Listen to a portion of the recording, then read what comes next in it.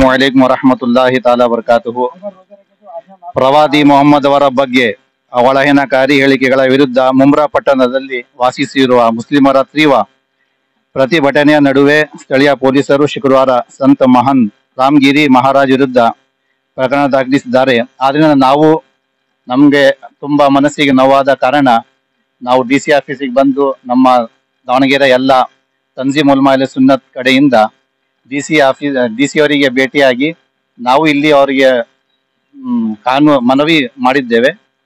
ಅವರು ನಮಗೆ ತುಂಬಾ ನಂಬಿಕೆ ಇದೆ, ನಮ್ಮ ಮನವಿ ಆ ಮಿನಿಸ್ಟರ್ ಹತ್ರ ಹೋಗುತ್ತೆ ಅಂತ.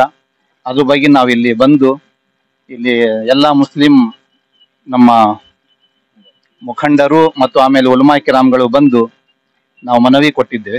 ಅವರು ನಮಗೆ ನಮ್ಮ ಮನವಿಯನ್ನು ಸ್ವೀಕಾರ ಮಾಡಿದ್ದಾರೆ.